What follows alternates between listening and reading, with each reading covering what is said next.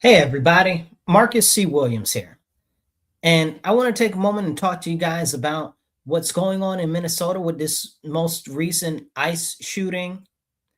I want to talk to you about what's going on in Minnesota with this most recent ICE shooting and what's going on with immigration, globalism, and the future of our country as we know it, plus some of the maneuvers that Trump has been making. I think that we really need to talk about a lot of things because we're not having those type of conversations. And honestly, it's starting to get really concerning to see everybody at each other's throats when nothing is really being talked about at all. We've become too, as I like to say, teamified as a nation. And what that means is we see things as black and white. We see things as red versus blue. We see things as Democrat versus Republican. But very often we're not able to grasp the whole picture of everything that's going on because we're too distracted, not just with the day-to-day travails that are going on, but also with a number of other things that they've tried to push on us that are differences. And because they're differences, they want to exacerbate them and turn us against each other or use them as a fulcrum to wedge us apart. And that's been a tool of Marxism forever. So when you see these people that are screaming about communism and socialism and stuff like that, this is some of the tactics that you see them use. Why do they use those tactics? Because they're successful. Because people like to see, oh, well, this looks like me. Oh, well, I feel this way. Oh, well, I want everybody else to feel the same way that I do. And if they don't feel the same way that I do, they're wrong. That's not the right outlook in the world, especially when it comes to us being a nation like the United States of America, which is my country and I love it so much. So, real quick, hit that share button, hit the like button, get that message out there. And if you want to support the efforts, you can either on either side right here, it shows you how you can support, or if you're watching vertical, up there at the top. So, let's jump into this real quick. This new shooting in Minnesota, why are people getting shot in Minnesota? Well, why are people out running the streets acting a whole loon? You know what I'm saying? People out there acting crazy, and then higher level altercations happen, and then they're like, look at the police or look at ICE. They're so bad. Are they though? Why was your behind showing your behind outside like you don't have no home training? Do people not have home training anymore? I remember when I was little, people would see somebody misbehave and they'd be like, you ain't got no home training. I guess nobody has home training that's out here in these streets acting a raw riot, talking about down with ICE, down with Trump, all of this nonsense. You don't even know why you're doing that. Why are you doing that? Let's ask that question. Let's start by asking that question and see who is doing what. I'll pop your comments up on the screen as they start to come in. Okay, I see. I see you. So when we have these conversations about what's going on with these crazy people in Minnesota, we have to ask ourselves, why are they like that, right? And some people will say, oh, well, we're fighting for what's right. You're fighting for what's right. What's right? Explain to me, like I'm 5 years old, what you, being somebody that's protesting ICE, sees as what's right, or the government is wrong.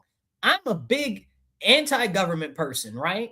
Like I am very big. I'm a strong Republican. I'm a strong conservative. I have strong traditional values, but I do not like the government. That's why I'm a Republican, because Republicans are supposed to stand for small government.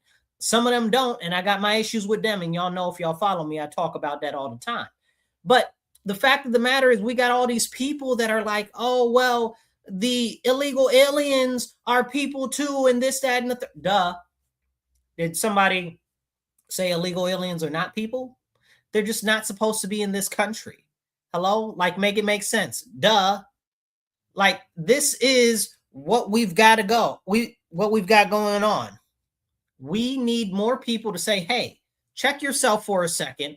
Why are you protesting in favor of these illegal aliens? How does it benefit the United States of America? Can we talk about that? Please, at least for a couple of seconds. We need to.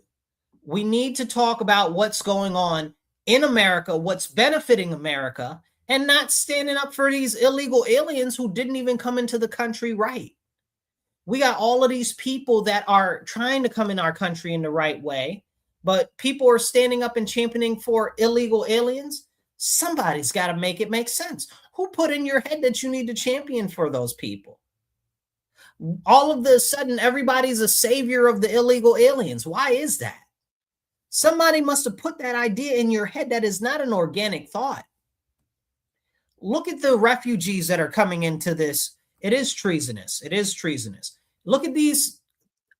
Let me say this. Look at the refugees that are coming in. Look at the people that are coming into our country legally.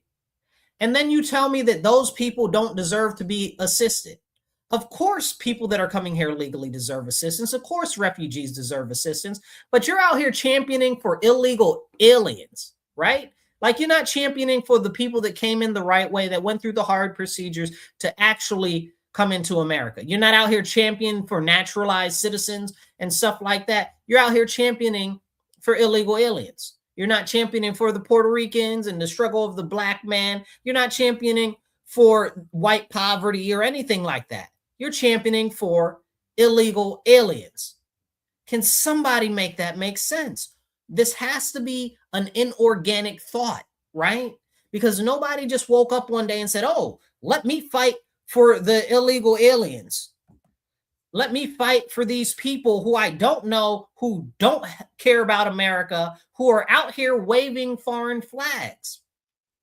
Y'all should have known what time it was when people were out here waving Ukrainian flags, or waving Israeli flags, or waving Mexican flags, or waving Palestinian flags. And yes, I did point out Israel and Palestine, because we're going to have that conversation today for sure. So we need to have a conversation about all of these people in our country, in the United States of America, flying all of these other flags, and y'all are championing for them, not the United States of America, not American citizens. And we need to have a conversation about that. Because if we're America, shouldn't our citizens come first? I see these people out here standing up for these illegal aliens. And where I live, we got a ton of homeless people. I guarantee you on the news tomorrow where I live, we'll have some dead homeless people because of the cold. I guarantee you. This is something that needs to be talked about. We've got education is out of control. Not just where I live in New York State. And it's that way in many states, especially the blue states. The youth's future are being stolen away because the quality of the education just isn't there for them to get anything, even a McDonald's job, more or less a high-end, high technical profession. Can we talk about that? No, we're prioritizing illegal aliens. This is a serious, serious problem. Why are we focusing on this? Who told people to focus on this? That doesn't even talk about how hard it is for people to buy a house, people that are struggling to retire, the cost of the value of the dollar being less. And here we are, we have people in our country that just want to act up for the sole purpose of these illegal aliens. And that's a very, very, very, and the Somali flag, you're right, I didn't talk about the Somali flag and the Somali flag, but they want to act up for these illegal aliens. And how come nobody is talking about our issues as American citizens? They don't care about us. We don't matter, but you're out there marching for them.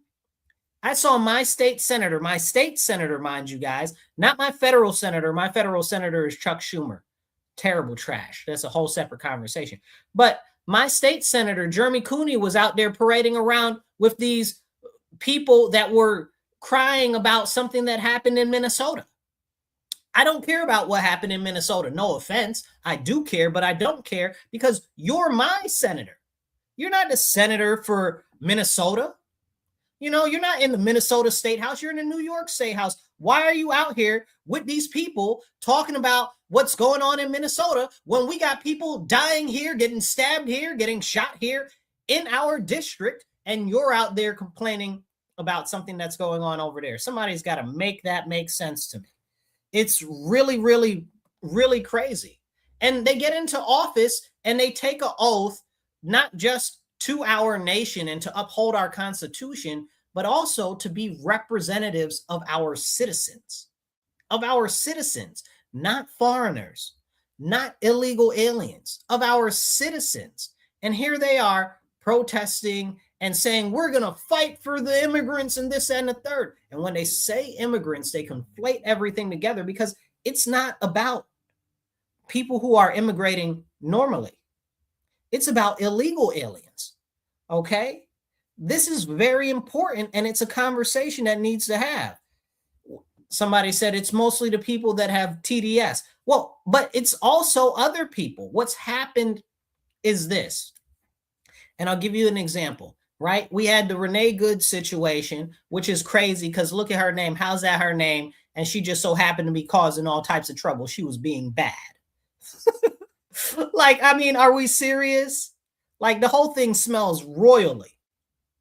But even still, with it smelling bad, we have to ask ourselves, why was she out there? Then her so-called partner was up there championing her on, saying, oh, yeah, drive off. And apparently her partner has all of these violent tendencies and stuff like that and likes to abuse children and so forth. But it's neither here nor there. Why are you putting yourself in that situation? These aren't regular protests. These aren't people standing on the sidewalk protesting quietly, calmly, or whatever the case is, even if it was on the sidewalk and was a little uproarious. These are people trying to impede federal investigations, federal policing actions.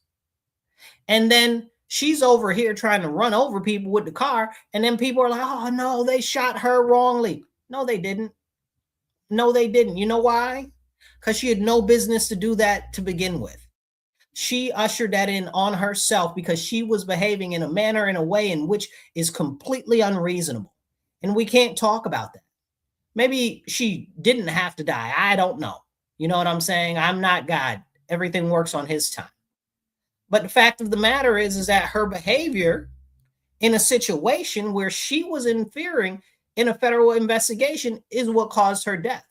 But these people want to try to unite around her like she's some savior, holier than thou type of person because she's so righteous for standing up for illegal aliens who are criminals. Let me be very clear right now. ICE is out here right now collecting these criminal illegal aliens.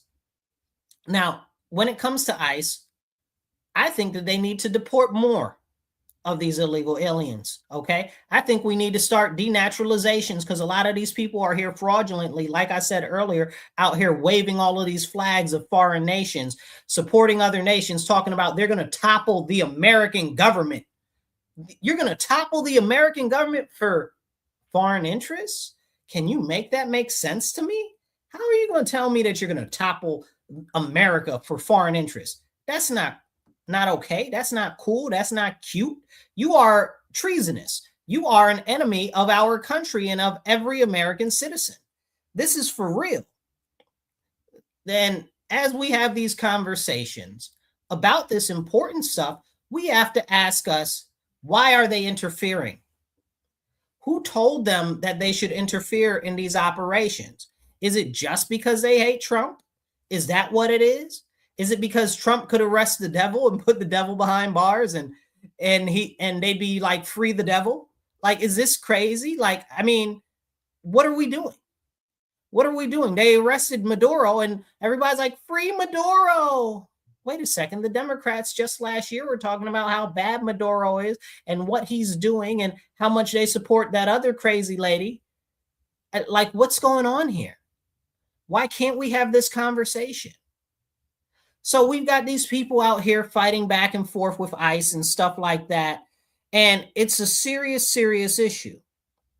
So people say, oh, well, she was innocent. She didn't do anything. Yes, she did. She wasn't innocent. Again, she's out here acting a raw riot, okay, impeding a federal investigation and then trying to run over officers. Okay, whether you say she was or she wasn't is immaterial because the fact of her actions show that she was not concerned for the officers or their proximity to her vehicle, which she knew the officer was in front of it. You know what I'm saying? And people are like, oh, well, the officer could judge the distance between her and this and that. Shut up. Shut up. So if the officer could judge that, could she judge that? These are just crazy questions we need to ask. You know, but hey, it's too much like right to actually ask the questions. We need to have a serious conversation about these things because, I mean, why not, right? Like everybody is out here screaming about this issue or that issue, but it's screaming. Nobody's listening.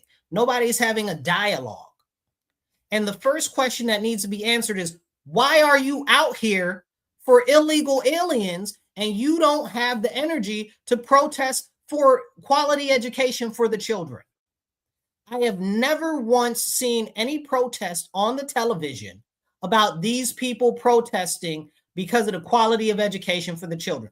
Drop a comment if you've seen them protest for the children. Never seen it happen. Never seen it happen. Why? I live in an area where there's a lot of crime. Never seen these crazy people out here protesting to stop the crime or the violence or victims' rights. Never seen them protest for any of that. I've seen them out here protesting for criminals. I've seen them out here protesting for illegal aliens. I've seen them out here protesting for everything except real tangible issues that need to be addressed. It's crazy.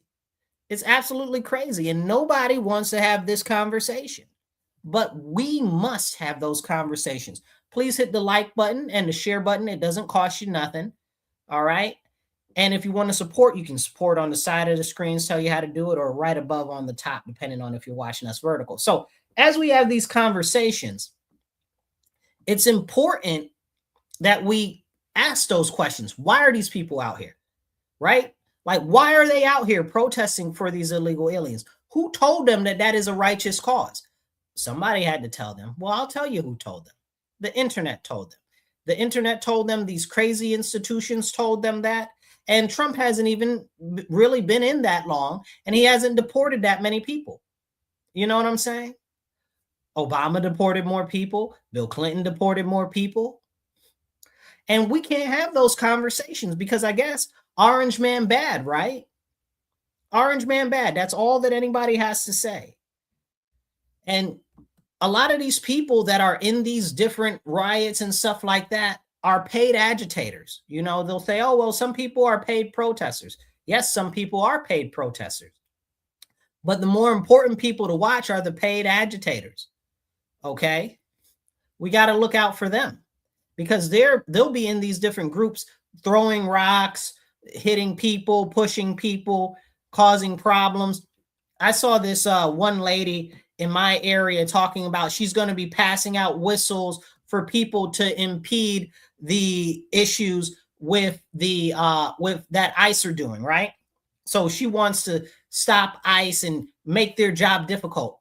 Let me tell you about the last time they did that here in Rochester, where I live. HIS was doing a sting on a child trafficking ring and a human trafficking ring. Let me say that again so you understand clearly what was happening.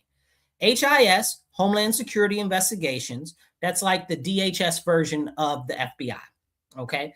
They were doing an investigation on these people that were human trafficking. Now, in my city, it's a medium-sized city, but there's a lot of human trafficking, a lot of prostitution, and a lot of people that don't have any business being here that seem to be either homeless or on drugs or being used as prostitutes. But more than that, we got a lot of people that go missing here all the time.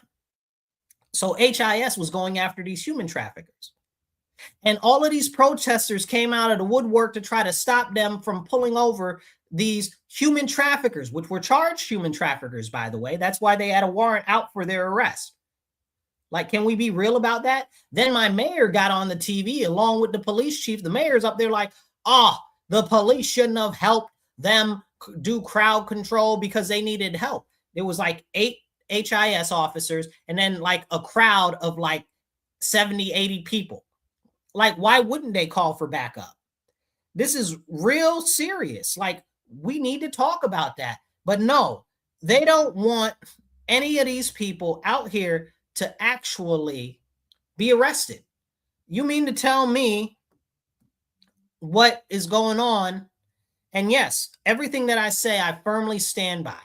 Okay, nobody's paying me. I wish they would pay me to talk about what I'm passionate about, which is my nation, preserving our country, and all of that stuff. I wish y'all cut me a check for real, because that's something that I'm very passionate about, is my nation. So, but and I'm not a member of the 7K club either, and I never will be, because America only, y'all. That's it. So we have to have the conversation about where are all these people coming from that got this idea. So this lady is out here locally now passing out these whistles and stuff. We have a lot of criminal activity in my city, and they don't put criminals in jail here. They don't. Like, criminals run amok, do whatever they want, shoot up the neighborhood, stab people in broad daylight, and get out of jail the same day, if they even get picked up at all. That's not a joke. I wish that was hyperbole, but this is what's happening in my home that I love and I fight for every single day. So this is very important to me. So we've got these people passing out these whistles here, talking about they want to stop ICE from our neighborhoods. Why? Why? Most of the black people that live in my mostly black neighborhood want these illegal aliens gone. They're taking up whole sections of our streets. Okay, there's one street not far from where I live where the whole neighborhood, the whole street, one of the whole streets in the neighborhood is taken up by illegal aliens, not refugees, because we got a whole different section for refugees not far from where I live in a different area. Okay, then we got the legal immigrants, but these aren't legal immigrants. Okay, so can we have that conversation? Why don't you want these people to actually arrest these criminals? Well, because you've been told that they're the enemy, they're so bad, but your behavior is making them perform more higher level activities as far as policing and militarization goes. Y'all out here acting a raw riot and then get hands put on you and then wonder why you got hands put on you when you're cursing in people's face, spitting in people's face, going rah, rah, rah, rah, blowing, what do you call them things? Blowing whistles in people's ears and stuff like that. I'd knock somebody's teeth out the other side of their mouth. They blow a whistle in my face. That whistle be so far down their throat, it'd be a problem. So more power to all of these officers that are out here just taking that, because I would not take that as an individual. This is why I'm not a police officer right now, because I'm not dealing with none of that. So God bless all of our officers that are still wearing the shield right now, because I just wouldn't want to. So I'm so supportive of them, because given all of the stuff that they have to deal with, it's crazy. I wouldn't want to do it. It's not for me. It's for somebody else. Okay. And these are the problems that we have to understand. What's happened over the last couple of years is they've disincentivized policing. They've tied the hands of the police. And if you look at Minnesota, not only have they had all of these defund the police nonsense going on in Minnesota, where the police can barely do any crime. I actually just saw, I don't remember whether it was like CNN or what was it, 60 Minutes or something. One of them did a report on like Minnesota and the police in one of the cities in Minnesota. It might have been Minneapolis. Don't quote me on that. Where they had it like a ride along and interviews with the police, and the police were saying, yeah, we can't even respond to all the calls. We don't have enough officers, all of the drugs and all of the this and all of the that. Craziness, right? So absolute craziness. But can we have that conversation? Now, let's dig into it. This is a real serious thing. So hit the share button, hit the like button. As we dig into this, right? We look at the people that push to defund the police. We look at the people that push to let all the criminals out of jail. So that increases the amount of crime that's in the community, that's in the neighborhoods, the amount of chaos, and it stops police from being able to institute anything that even looks remotely like order. Now, we've got the situation where in Minnesota, the governor and the mayor, they're like, oh, the police shouldn't be out there, and the police should even stand up to ICE. I don't know if you saw the mayor of Minneapolis, the police chief was standing behind him, and he looked with a crazy face when the mayor said that. He's like, what? And I thought that was funny, but still, these people are saying that they should go against federal officers that are locking up criminals. They're going after criminals. And like I said before, I see they're going after criminals and I support that. But honestly, I think they need to deport more people. I want them to deport them harder. For real. I want all of them gone. This is a serious problem. And people say, oh, well, Marcus, it's not that big a deal. It's not why people need love and hugs and stuff like that. The American citizens need love and hugs. The American citizens deserve the first amount of resources that we have from the government. They deserve the medical, they deserve the Medicaid, they deserve the food stamps, they deserve the social services, they deserve the school monies, they deserve all of the housing vouchers, not foreigners. And daggone sure, not illegal aliens. None of them deserve anything from our country. There is a law that says, in the immigration law, that says that when you come to this country to come here legally, you have to prove that you won't be a burden on the state, like you won't be a ward of the state, like you won't be on social services and stuff like that. And apparently that's just a law that we don't enforce. Because if it was me, every one of them that's on social services will be out the door tomorrow. Because you're not American citizens. And the fact of the matter is, a lot of them don't care about our country. And it's tragic because our country has done so much for them. And I love me somebody that's a new American that loves our country, that's so passionate about our country. I love them people. Them my favorite. Okay. A lot of them have more patriotism than a lot of Americans, especially these crazy ones running out here doing all types of craziness. It's crazy.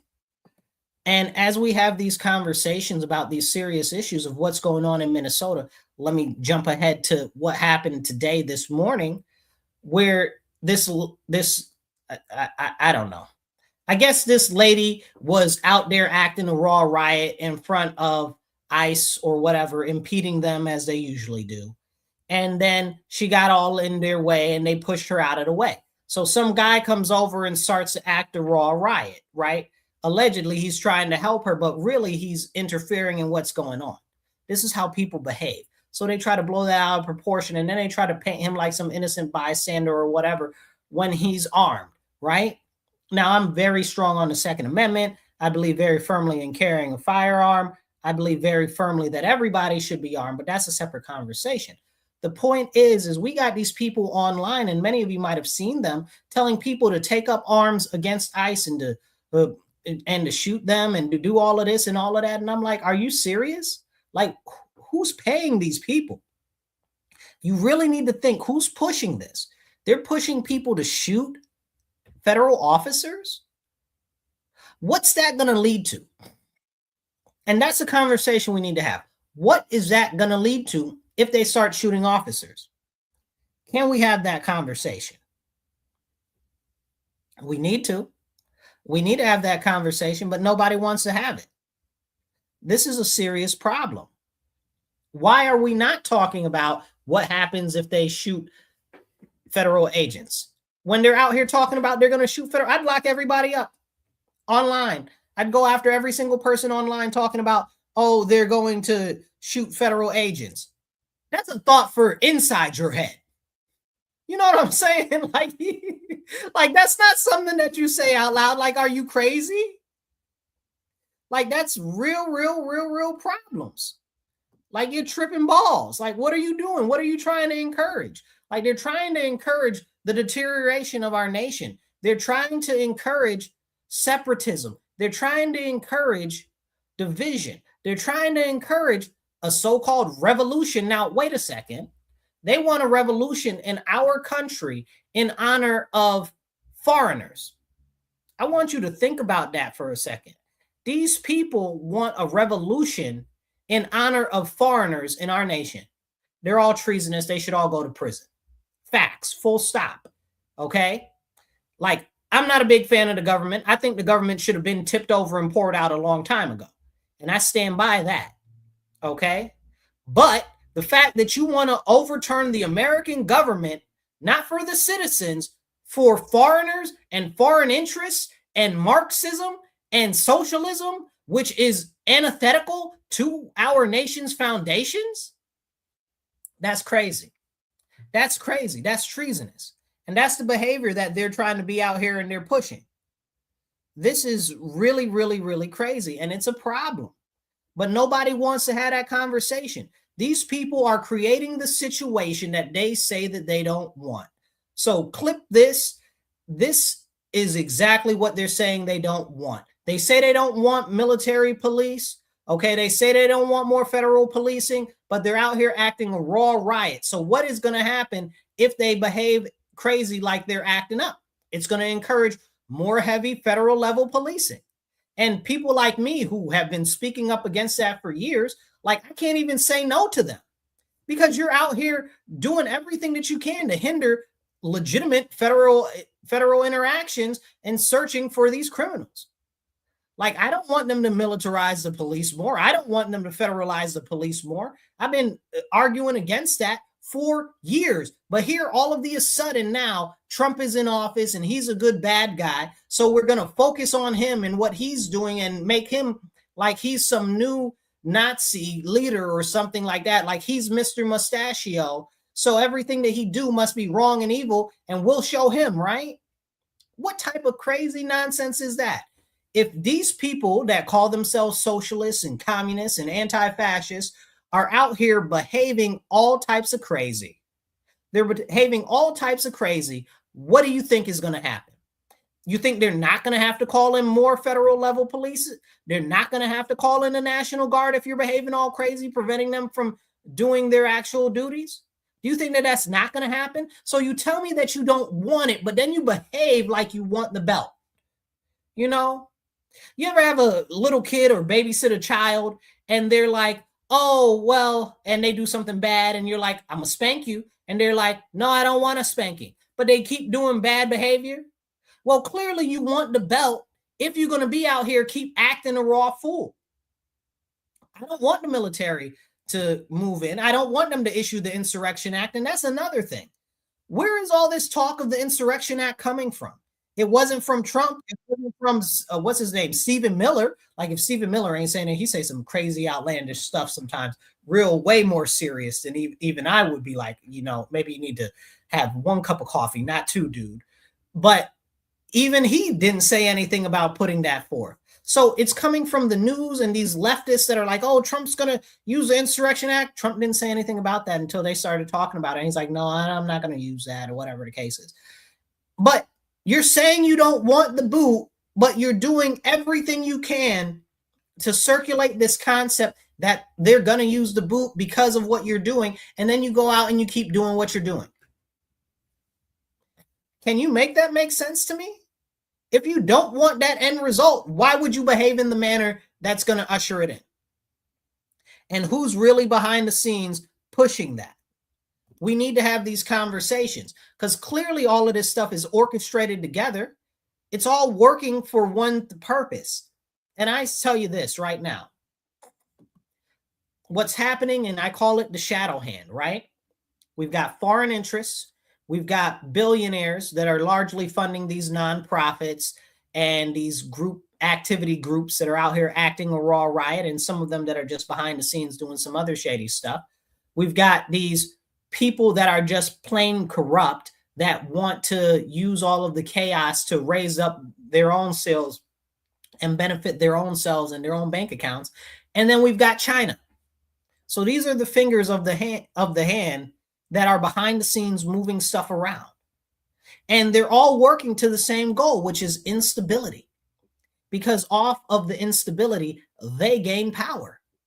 But we can't talk about that because people are too teamified and they're like, oh, Republicans, oh, Democrats, oh, this, oh, that. You know what the thumb of the shadow hand is? It's the government itself. Not Trump, not Obama, not Harris, not anybody. It's the government itself, because the government is a behemoth that does want nothing more than to continue to grow itself and expand itself. That's why I'm a Republican, because I believe in small government. And I stand on that. Shrink the government, y'all. We need to shrink the government. We need to shrink all the departments and everything. Don't get me started on deregulation. But we need this for the simple fact and the strength that the government itself is a threat. As it continues to get bigger, it continues to flex more power over us as the individual sovereign. And that's something that we need to get back to. This whole conversation about rugged individualism versus warm collectivism, which is crazy. That's not even a real thing, warm collectivism, unless you're talking about burning the wood boards from your house to stay warm. Like it's crazy. Like we're built on rugged individualism, and these people are pushing everything more and more to the government. Now watch this. The same people that are out here protesting, talking about, oh, they're anti-fascist, which means they're not for big government, are the same people that are for big government. They want the government to do more. When the Democrats were in office, these same people were like, oh, the government needs to do more. They're always talking about the government needs to take your guns. And now all of a sudden they're pro 2A. Make it make sense. What they're doing is they're trying to create a situation in which there is some type of serious activity so that they can take away more firearms rights. We have to see that this is all being maneuvered behind the scenes.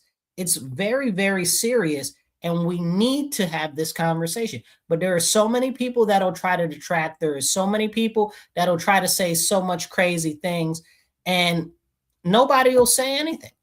Nobody will do anything because we're stuck and we're locked in this conflict of red versus blue, Democrat versus Republican. And again, behind the scenes, it's the shadow hand. The shadow hand is one, the thumb is big government itself. It doesn't matter who's in the office. Okay. Two, the foreign interests. Okay. Foreign interests and foreign countries. Three, you've got the billionaires. Okay. That are funding all of these nonprofits and these crazy organizations out here, getting these people to act up, as well as other billionaires behind the scenes doing other crazy stuff. Four, okay? China, y'all. We got to remember that China is always doing everything that they can to manipulate our nation and break us apart because it gives them more power. And not just in the United States, but on the world scale. That's what we see happening with Canada. We'll talk about that in a couple moments. And then also just the people that are involved with all of the shenanigans or in the government itself, but a lot of the people that are outside of the government that are just involved that want to raise their own sale or help themselves get money or whatever, grift off of the stuff. But can we have those conversations? No, because everything's black and white. Everything's Democrat and Republican. It's so much more serious than just that simplified situation. And none of that takes into account the world scale of what's going on. And that's what we need to really talk about. What's going on in the world? What's happening in the world? Why is this happening in the US? And why is it happening in the US right now? Do you know? If you know why this is happening right now of all times of times, drop a comment in the comments, okay? Also hit the like button and the share button. So we just had the Davos, right? The Davos event with the World Economic Forum.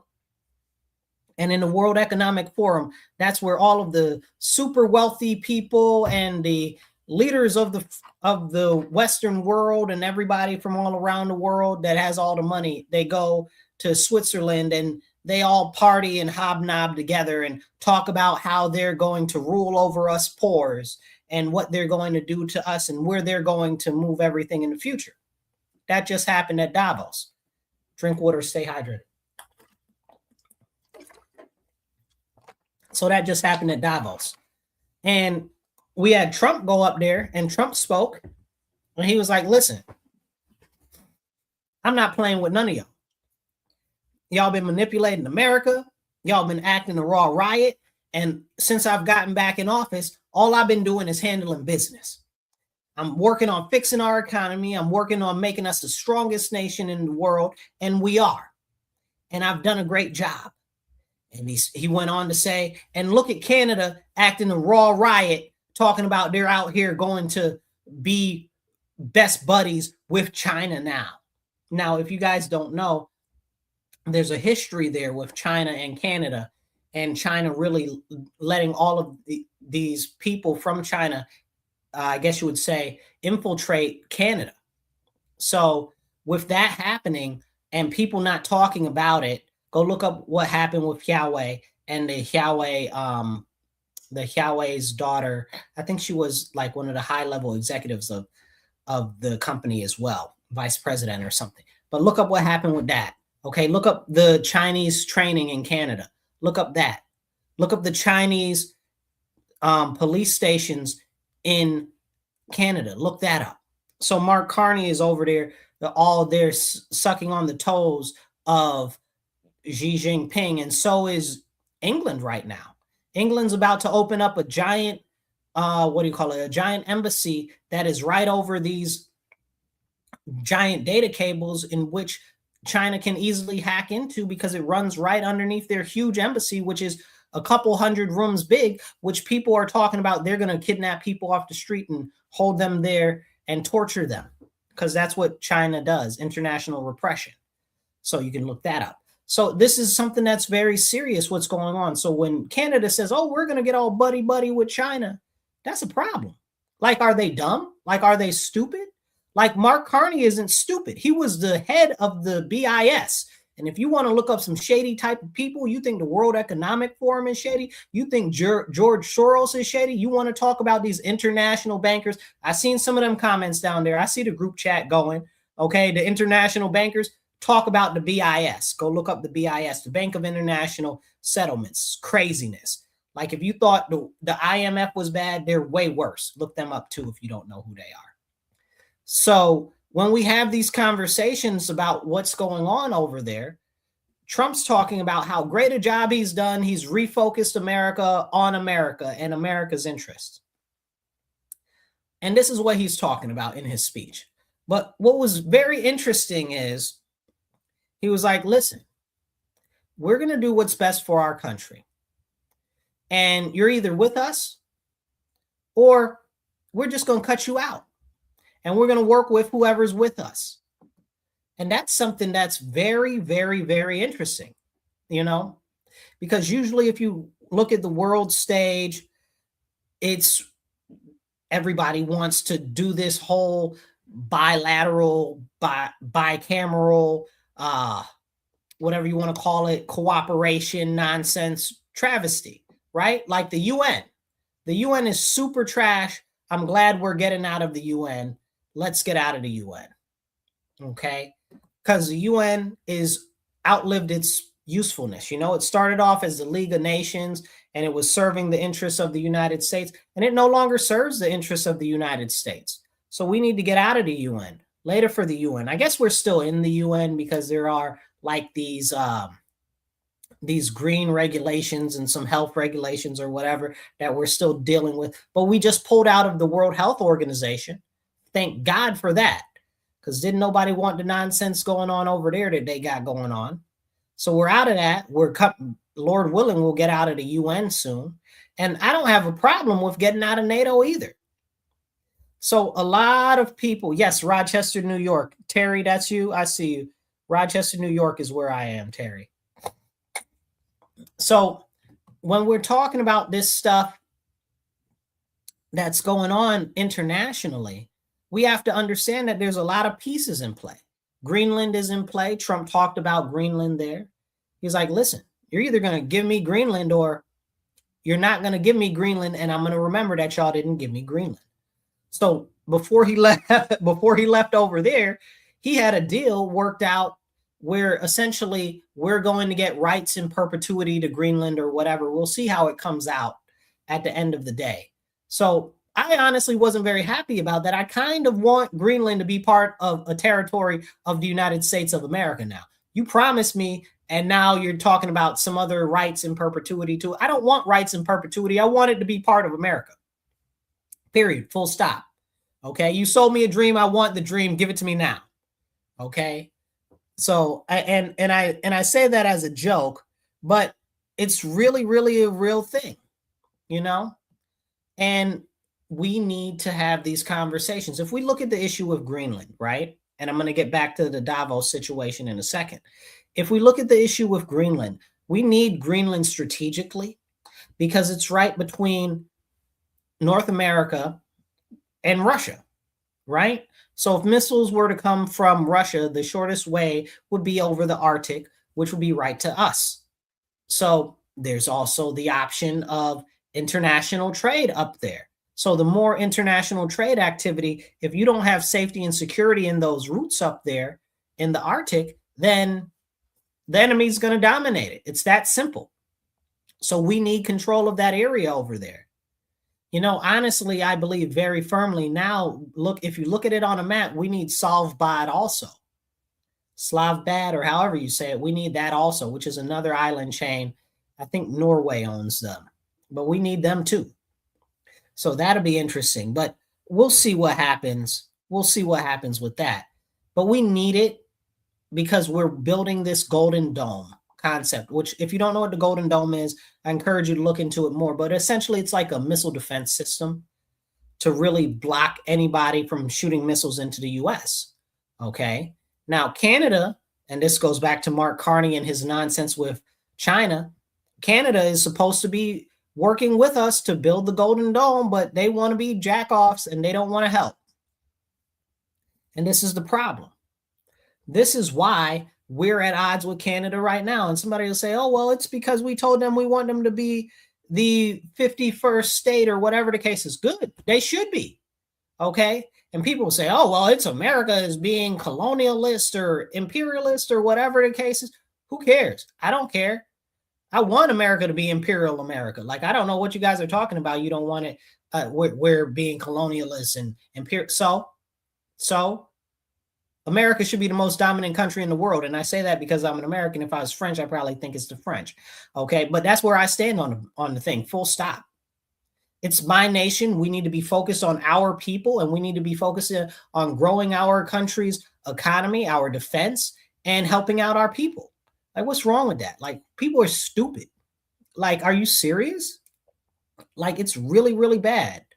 So this is a conversation that we need to have. Why is Canada giving us a hard time now? Why are they meeting up with China? Because China is trying to destroy the US. They've for years declared war against our country, and nobody's even paying attention. Like, nothing's happening. Like, everything is absolutely okay. So this is something that we need to have a talk about. China is committing agricultural warfare against us. China is committing ecological warfare against us. They are committing psychological warfare against us. They are committing all types of different warfare against us. They're just doing everything except shooting bullets. Cyber warfare, biological warfare, COVID and stuff like that. All of the diseases that they found in that disease manufacturing lab that China had in LA. Let's talk about that. We can't talk about that. Go look that up, because that's crazy. China had a disease lab where they were cultivating poisonous diseases right in California. Go look that up. That got busted up a couple months ago. That was crazy. So these type of conversations are very drastically important to have. This is very important. We look at Canada right now, and I really want to harp on Canada right now, because I need you to take in your head and think about North America, right? Goes Mexico, United States, which is actually the United Mexican States. So that sounds like it's America to me too. So we've got the North America. So Mexico, United States, Canada, Alaska over here, Greenland over here. So if we're going to do a missile shield project, Canada is right there. We need to put missile shields in Canada. Right now, we provide most of Canada's protection. Canada's military is smaller than the NYPD. That's a fact. Go check that out. That's crazy. So, I mean, Canada can't bust a grape. They've also got places like Alberta, which is actively trying to leave Canada right now and join the United States. So that is amazing. I think that's really amazing that Alberta wants to leave Canada and become part of the United States. Come on in, Alberta. Arms are open, and we're here for you. Come on in. And I've also heard that Saskatchewan, to a lesser extent, is trying to secede also and become part of the United States. And I don't know about British Columbia, but we'll see about that too. Because those three provinces are overtaxed and overburdened, and they're overregulated by the Canadian government, and they want to not have them problems anymore. And if the referendum for Alberta to actually become part of the US goes through, that would be amazing. and it would give us probably Saskatchewan and British Columbia as well. Excuse me. So I'm looking forward to that. I hope that goes through. More power to my brothers and sisters in Alberta. Okay, may it happen. Now, as we have these conversations about what's going on in Canada, you see Mark Carney as being a big douchebag, and he's like, "Oh, America, you suck, this, that, and the third, da, da, da, da." But your economy, 70, I think 70, 76%, somewhere in there, relies on the United States of America. Like, what even are you talking about? Like, can we have that conversation? Like, your whole economy, they got mad at Trump the other day because Trump said Canada only exists because of the United States. It's true. It's true. If we decided that tomorrow we're not having anything to do with them, Canada be jacked up. They'd be jacked up. Okay. So we need to have that conversation, but nobody wants to have that conversation. They're out here talking all crazy outside of their neck when we're trying to build up a defensive system to protect us against Russia, to protect us against China. And here you are making deals with the enemy. Here you are making deals with the enemy. Why would you do that? How does that help or benefit the Canadian people who are already suffering? If you don't know what the Canadian people are going through, I'm not going to go through that in this episode, but go look into it. Like, it's not good at all. They are suffering bad. They can't buy nothing. The crime is through the roof. Okay, it's all bad. The energy's through the roof, and it's like New York State on steroids. Okay, it's really bad. But as we go through this, it is so serious for us to see the importance of having a united front on the North American continent. The next issue is going to be Mexico, but Mexico is pretty much falling in line with most things, but they do have a lot of stuff going on with China. And that's, again, China is the biggest issue. We got to get them out from over here. This is very, very serious. And if we don't have these conversations, who's going to? You tell me who's going to. So we get Greenland. We're good there. Then Canada hopefully will fall in line. But if it doesn't, maybe we should fund Alberta's secession. I'm just saying. Now, let's jump back over the sea and go back over the pond and go back to Switzerland real quick. So also at Davos, guess who was over there? We had Governor Lily Liver himself, okay, Governor Newsom, out there talking crazy out his neck, trying to make the president look bad on the national stage, on the international stage. When you're a governor of our country, like, you're trying to undermine what the president is doing. Are you dumb? He's not dumb. He's smart. He's highly intelligent. Don't let anybody tell you otherwise. But he is a puppet for China. We got to get rid of that dude. Him, Eric Silwell, and a bunch of the rest of them, okay, who are agents for China. Mitch McConnell, too. Like, I don't even know how he's still in office as old as he is. But that's another conversation. But this is so serious, and we really need to see what China's doing to us. They are using Governor Newsom to try to undermine our efforts. What is up with that? And why can't we have a conversation about that? This is serious. It's really, really serious. And I don't think that anybody really understands what's going on unless you put it all together. So let's talk about what else is going on in the world stage and what's going on in, I guess you'd say, Europe, right? So look at Europe. Europe, there's only a couple of countries that are going around that actually have anything going for them. A lot of them have all of these issues with, what would you call it? Immigration, to say it loosely. And I guess it would be non-heritage Europeans, which apparently is a thing that they're saying now, non-heritage Europeans. That's funny. Because the other about a week or two ago, what's his name? Vivek Ramaswamy got on the stage at AmFest and said, heritage Americans don't matter. That'd be me, my family, and anybody that is either one of the families from the original settlers or American Indians, or even that would be people that are here from previous to the Civil War. So apparently, heritage to this Indian dude, okay, he's talking about our heritage doesn't matter and it doesn't make you more American. It absolutely does. It absolutely does make us more American. Like, you're tripping, and you can go back to India if that's the way that you feel. Okay, we got a red dot over here, Hindu, talking about, oh, God this and God that. Which of your 50 million gods? Don't play in my face. Okay, masquerading like you believe in the Christian God. There is only one true God. Okay, that is the Lord our Father, Jesus Christ, and the Holy Spirit. Okay, we have a triune God, and that's it, and there ain't no more. Period. Now, when we have this stuff going on, where we've got these people telling us that being a heritage American doesn't mean anything, it's the same globalist rhetoric. You have to listen, and then you have to listen again.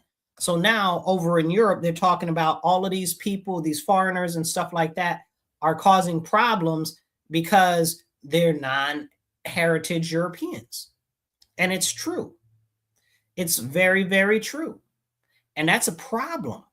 But they try to manipulate the language, and they try to manipulate how you think, so you can't conceptualize what's going on.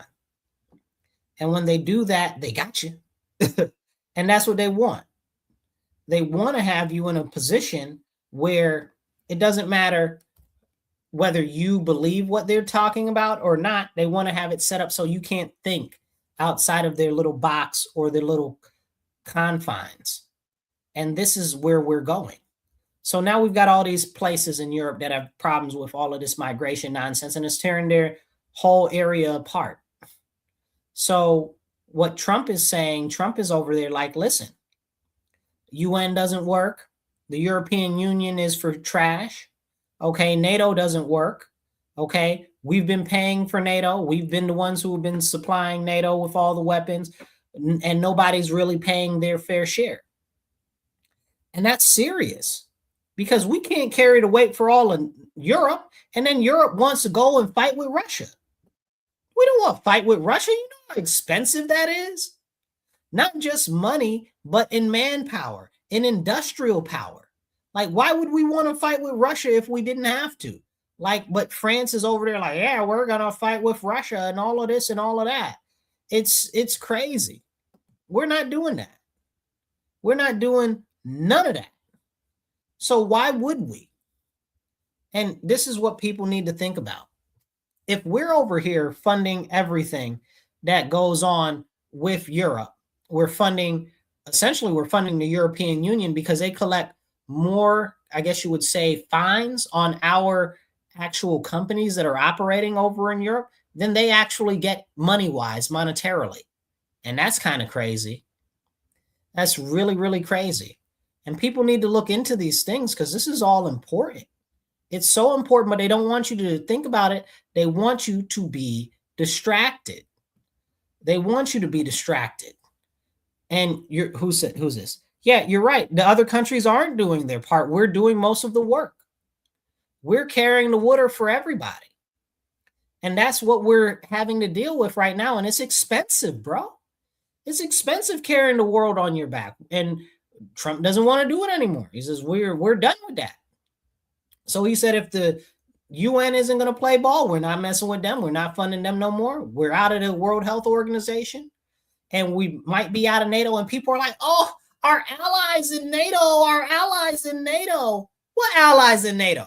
Who? Which allies in NATO? Make it make sense to me. The French, who rolled over in World War II? They some surrendering fools. Also, the French have gotten us into almost every single armed conflict that the U.S. has ever been in since the inception of the U.S. Go look it up. Go really dig into it. Okay? The only war that I haven't been able to trace back to France is the Civil War. And that's yet because I haven't really dug into it. But every other armed conflict, France is right at the center of the bull. Okay? So France is in NATO. What is France doing for us? We got Macron over there and his whole bull moose of a wife, okay, running a raw riot I think she beat him up. Like, I really think she punched him in his face. Okay. Because he was wearing those dark glasses at Davos up there talking about Trump is a bully. No, you look like you got bullied before you got on stage. Like somebody bust you in your eye with those huge old sunglasses. Go look at the pictures. If you didn't see the pictures, go look at the pictures of Macron at Davos. Okay. Because I mean, like, France is in NATO. Who else is in NATO? England. What is England doing? England lost to the Germans too. Like, if it wasn't for us, they wouldn't have been able to do anything. Like, England was getting tore up, bombed to the ground. Who are who NATO, the North Atlantic Treaty Organization? Who? Spain?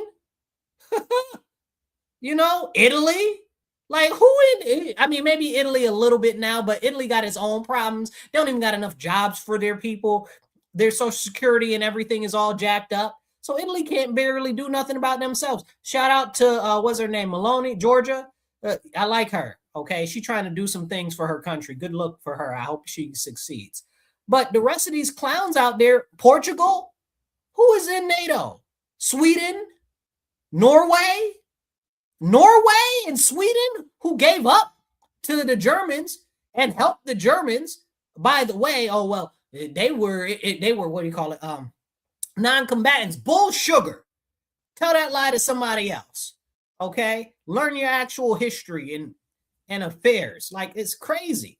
How is NATO helping the United States? Who are they going to help us against? Russia? Huh. They can't help us against Russia. NATO can't help us against Russia. Who's NATO going to help us against? China?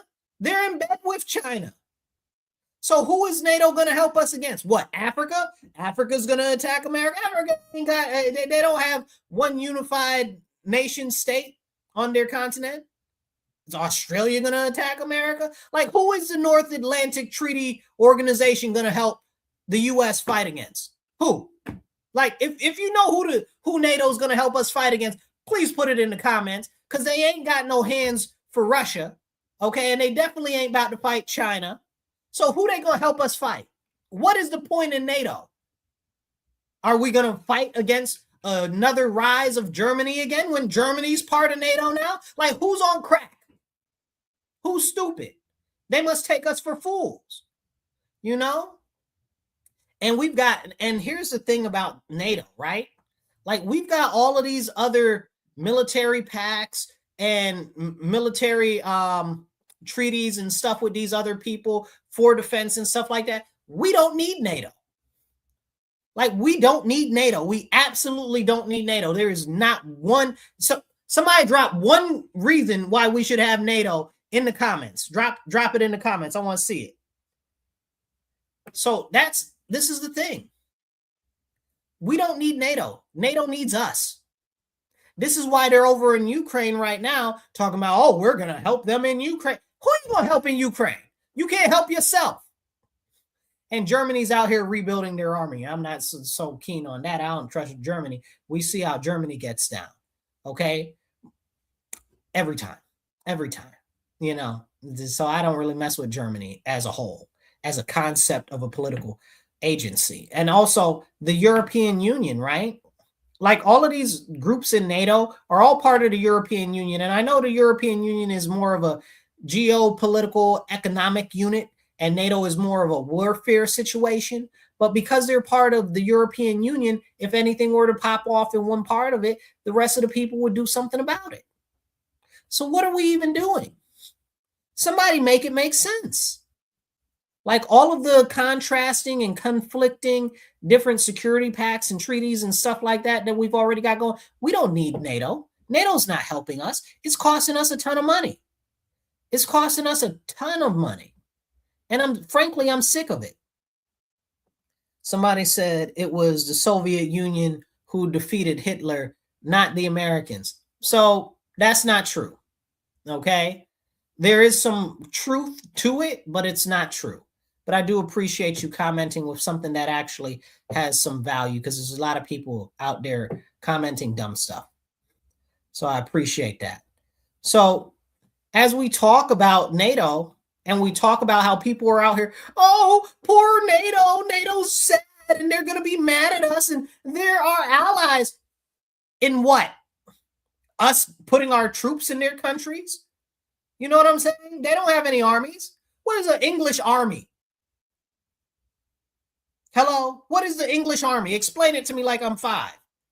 And England has one of the better prepared and modernized militaries out of all of Europe. Good for them in Brexit, okay? Like, are we being serious right now? Like, we're not being serious. All of these other countries are useless to us, okay? And like Trump said, Trump got on the stage at Davos. He was like, I don't even know if they'd come to our aid if we needed their aid. They wouldn't. They wouldn't come to our aid because who would we need their aid against? Russia? No.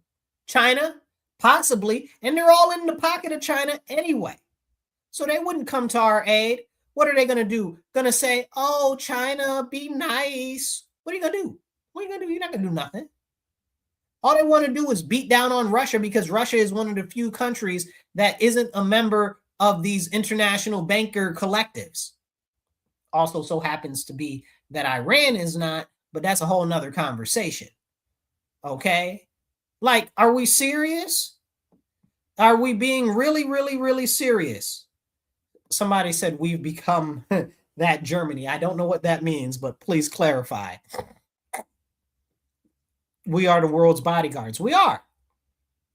We are. And NATO is super trash. I agree with you too. This is exactly what the problem is. We're out here running around, policing the world, and it's time that we stop that. It's not benefiting us. It's costing us a ton of money. And it's really a problem. So when Trump comes into office and he's like, well, we're only going to be worried about the, I guess you call it the Western Hemisphere, right? So that's all of the Americas, North America, South America, Central America, right? He says that's all we're going to be worried about is our own backyard. Good. Good. Because I don't care about no sand countries. I don't care about none of the Africa, Australia, the Asia.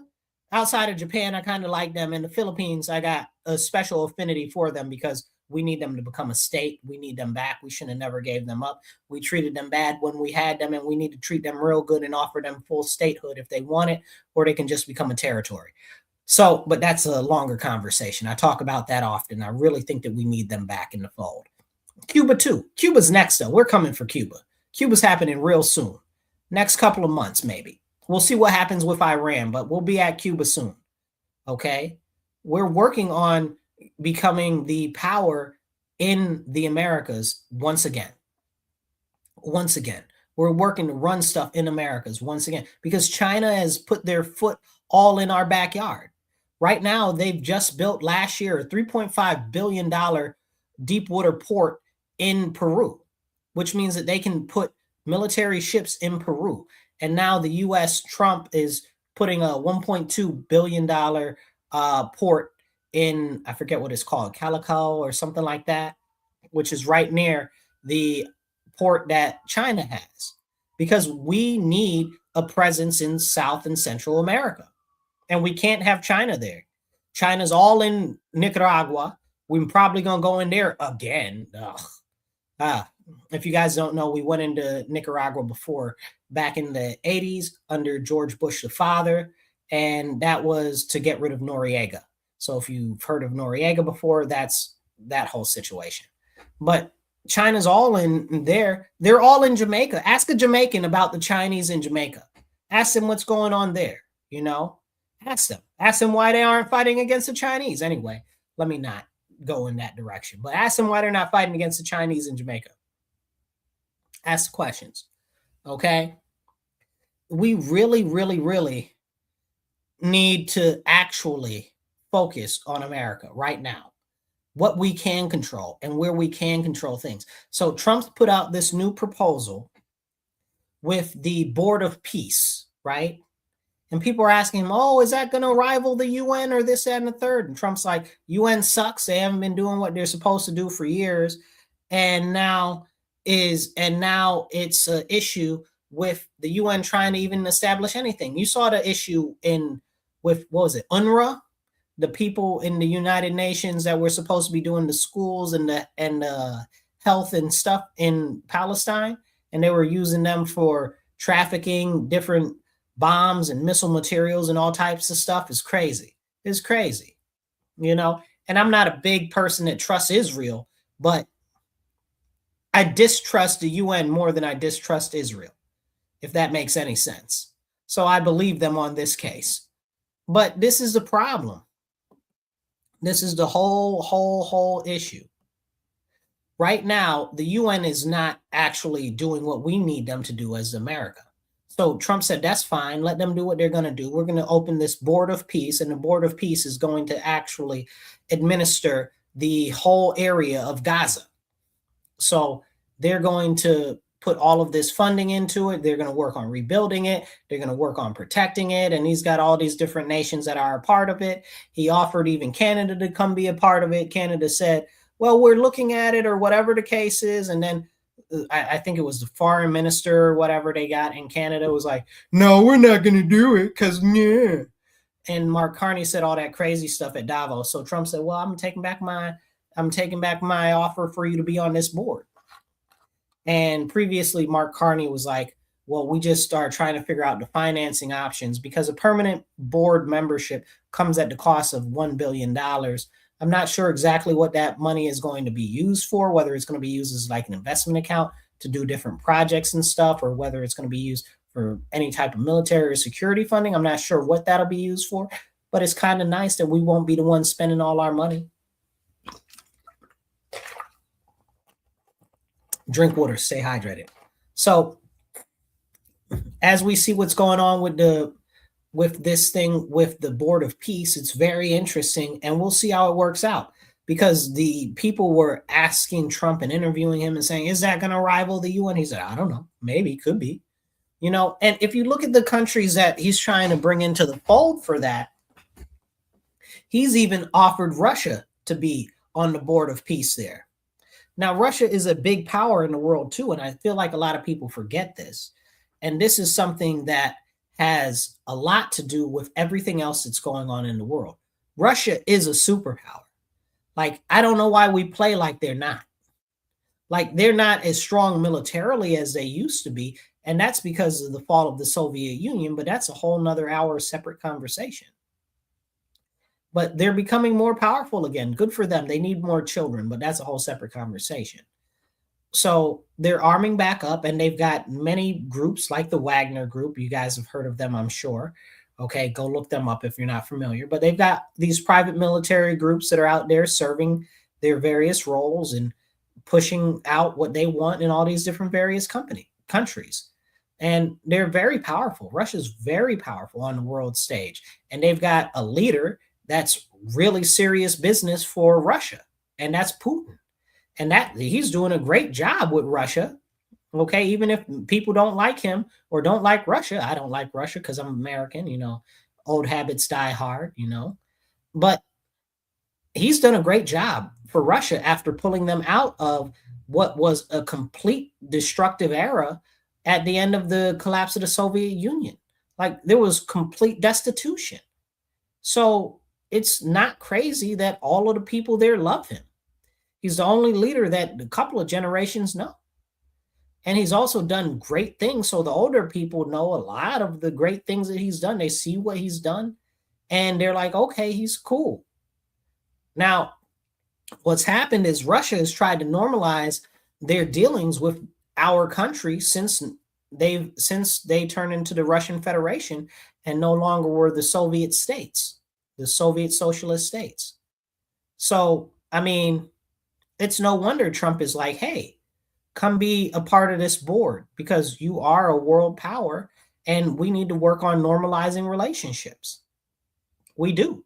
And I don't care how much people feel some type of way about that. I stand very firmly on the fact that Russia could never defeat China. And without Russia's help to combat China, we'll take too big losses. So, and that's coming up soon. Sooner it looks like the more likely and more likely. But that's also the reason why Trump just started up this thing that I guess technically it's in the talking stage. It's on paper. It's not a real tangible thing yet, but it's called the C5, not the current C5 that we have right now, which is like the Central Asian nations, but it's the and it's the what do you call it?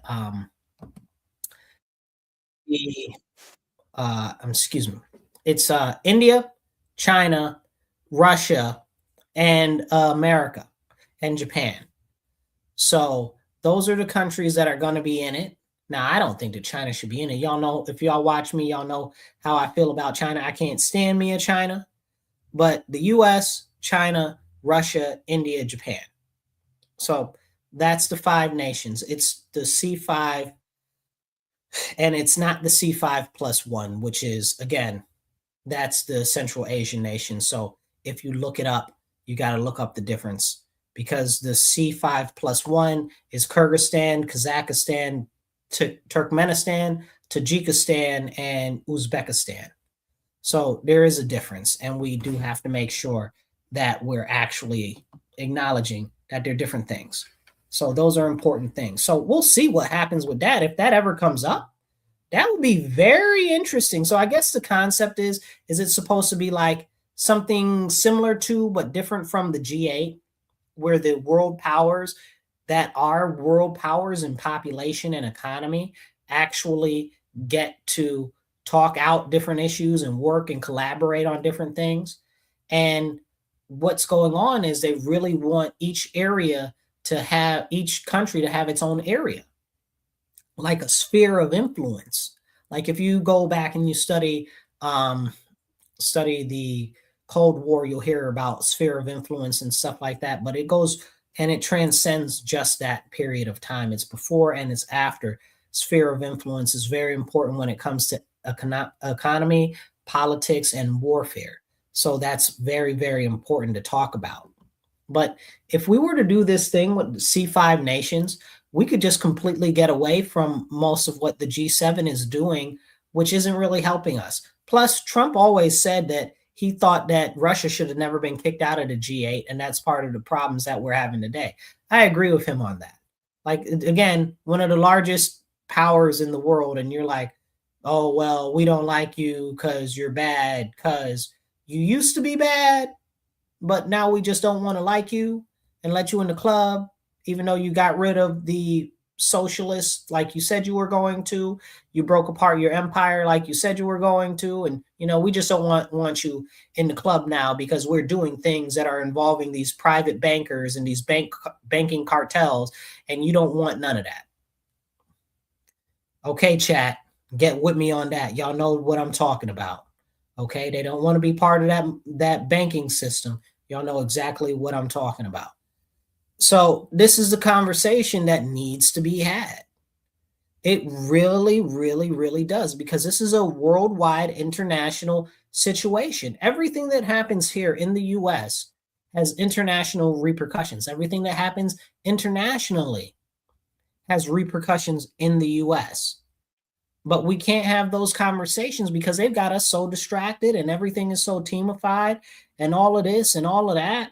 And nobody wants to have real conversations anymore. And it's really, really, really important to look at things from a holistic lens, right? That's what the left likes to say.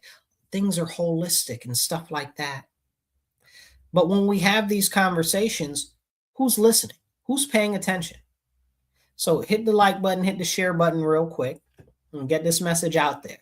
But as we're talking about this, I want to touch on a couple more points, because this is the future direction of where we're going.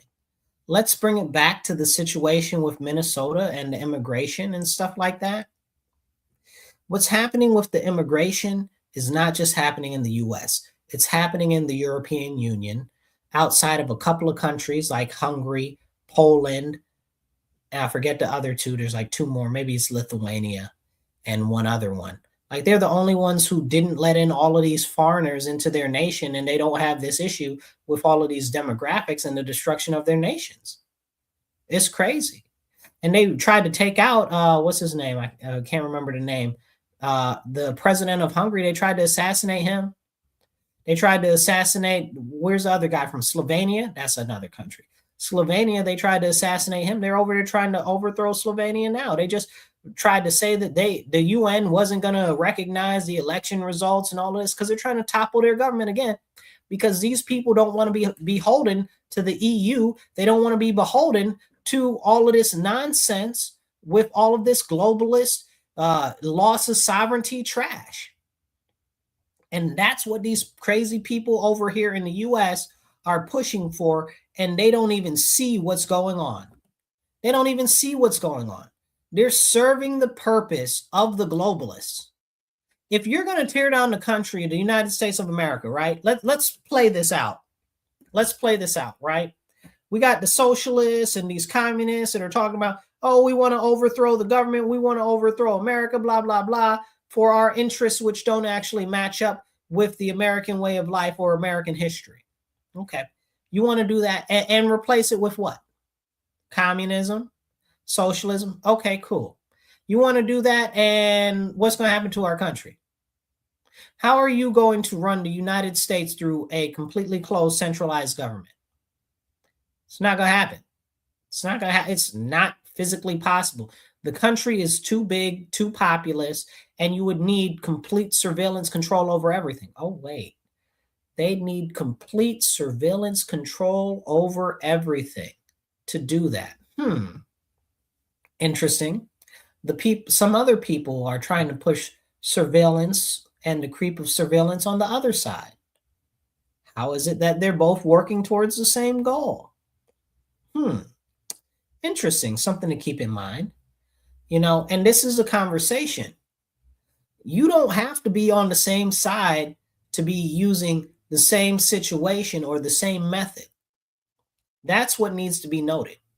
I think George Carlin said it best about how all of the extremely affluent people and all of the people in Congress and everything are really working together, even though they don't know what the other people are doing, because they all go to the same schools. They all have the same vacation homes. They all are in each other's weddings. They're all married into each other's families. All of this, all of that. They know what's good for their own social class and their own strata, even if they're not communicating directly together. Well, this is what we see happen with these people on the left that are manipulating things, along with the people on the right that are manipulating things. Because don't get it twisted, there are people on both sides that are manipulating all of the American citizens, and they're trying to bring us to a situation in which, well, we don't exist as a nation the way that we think that we do, and the technocrats are in control on the right, or on the left, the technocrats or the socialists are in control on the left. Yes, I said technocrats on both sides. That's a conversation there in and of itself, and something we need to talk about. But we're not talking about that. All of these people that are behind the scenes, the whole shadow hand, okay, the government itself, okay, the Chinese, the foreign influences, okay, the wealthy billionaires, all right, all of these people are all working together, or in tandem, I should say, not necessarily together. In tandem is a better way to say it. In tandem for the same purpose of deteriorating the spirit of the American people, creating division in the American people so that they can more easily take over. That's it. It's that simple. And here we are. We got people out here causing problems on the streets to usher in further heavy-handedness from the federal government. At the same time, they're talking about they don't want fascism and they don't want heavy government. Who's stupid? Who's stupid? Who believes that noise? Like, because you look at what's going on and you're like, you're going to cause exactly the things that you don't want. And I bring this up because, again, if these crazy people do take power, what's going to happen? China is going to come in. They're going to carve up our country, make things worse, put more power in. China's already essentially in control of California. That's its whole own conversation. That's a big, huge problem. We got one county. I forget what the name of the county is, and go look this up too, because it's important. There's one county in, or it might be a city. It doesn't matter. Go look it up. there's this lady, and she's the head of like the board of elections, and she only speaks Chinese. She doesn't speak any English at all. Make that make sense. She's not even an American citizen. Make that make sense. How's that happen? How's that possible? You know, these are conversations that we need to have. We're not having them. We're not having them. And the people in our country are tearing down our country on the inside for who? Like, you're not going to benefit from tearing down our country. Like, are you stupid? You're just making us weak. And what's going to happen? All of our enemies, because remember, America's blown up pretty much all of the world. I don't know how many countries we haven't blown up, but I'm sure I can probably count them between my hands and my toes. You know, like, are we being serious right now? Like, our enemies would love to see us fall. If America falls tomorrow, Canada won't take us. Mexico won't take us. Who's going to take us? Stop being stupid. We have to preserve our nation. We have to preserve our way of life. All of these illegal aliens, they got to go because they're draining our resources. And at the end of the day, you'll say, oh, well, Marcus, they deserve this. I don't know what the hell they deserve, honestly. Okay. But whatever they deserve, it's not from us because they're not from our country. They're not our countrymen. They're not our citizens. They don't deserve a lick of spit from us.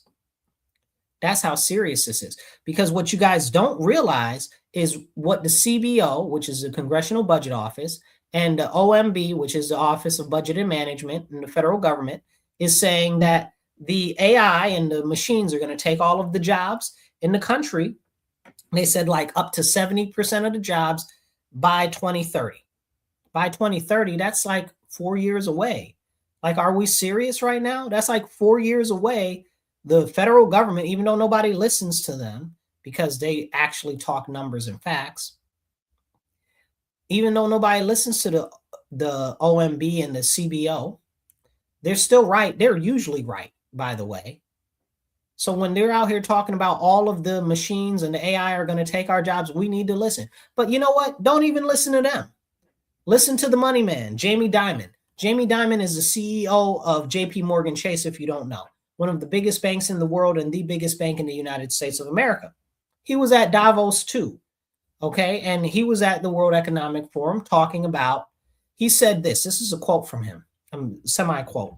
He said, well, AI is going to change the whole landscape that we're facing in the economy. And a lot of the jobs are going to go away and a lot of jobs are going to change and a lot of people will be replaced and maybe we'll make a couple of jobs, but it's going to change the whole world. And it is what it is. It is what it is, you guys, is a terrible, horrifying statement from one of the most powerful people in the world. That is a terrible, horrible statement. We're going to lose so many jobs, and you're saying it is what it is. Essentially, it's unavoidable. It's too late. And he said, you just have to prepare now for what you can. Essentially implying that we won't even be able to prepare that much at all. Like, I think people need to listen to him. He's the money man. You know what I'm saying? And he's deep into all of this stuff that's going on in the world. Like, we need to pay attention to the man when he speaks.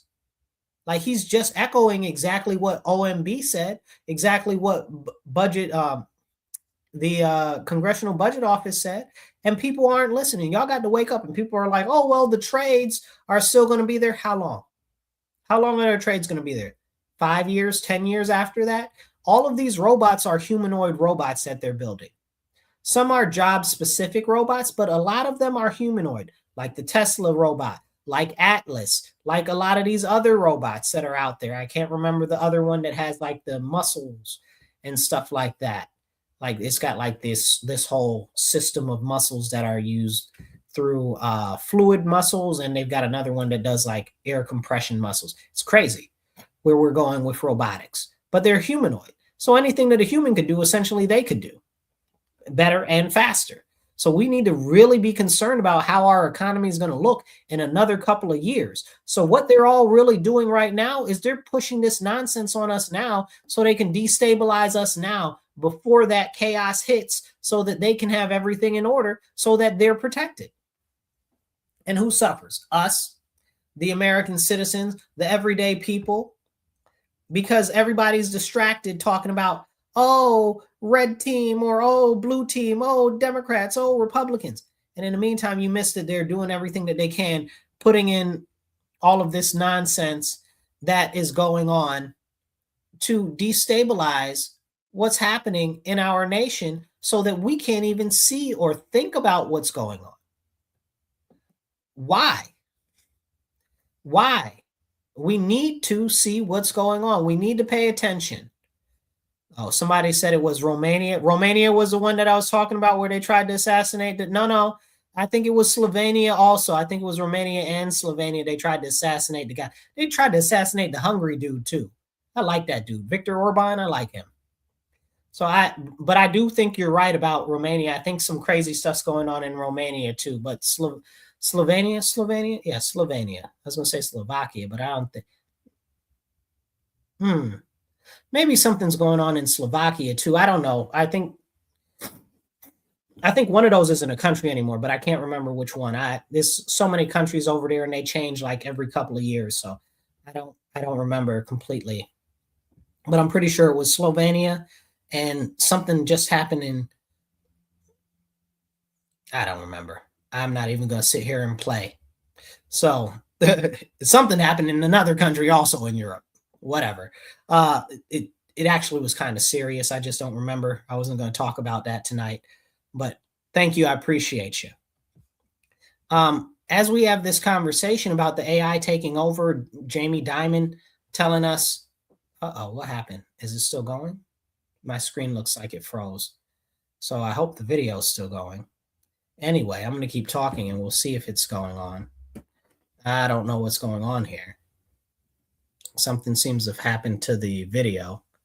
But with what we've got going on with our country, we need to really understand that stuff is serious. And if we don't start paying attention to what's going on, we're going to miss everything. We're going to miss everything. And I don't know how we change anything if we actually don't start standing up. Now we've got to stand up because tomorrow's too late. And if we are not the ones to say, hey, we've got problems here, nothing will change. And we have to make sure that we're actually getting stuff done now. Because if we don't, I don't know what to tell you for later. I really don't. We're going in a direction that's like a highway down the wrong path real fast. And nothing is being done about it. Nothing whatsoever. I'm praying. I'm hoping. I'm staying strong. I'm also trying to work on this video at the same time. So please bear with me, you guys. Something happened to the camera. As we have these conversations about the important issues, I really am concerned. Like, I'm not going to play. I'm going to try to do this. Let's see.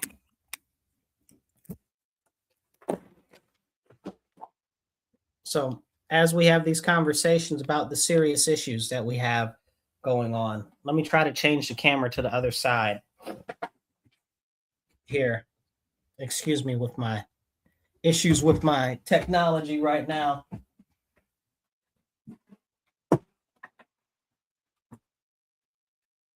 Emergency camera adjustment. Let's see.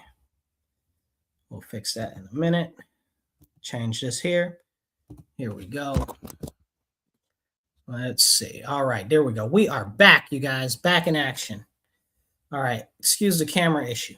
So as we talk about the CBO changing things and what's going on with the AI taking over, we have to talk about what are our jobs going to look like? What's going to happen? This is why we have to get rid of all the illegal aliens.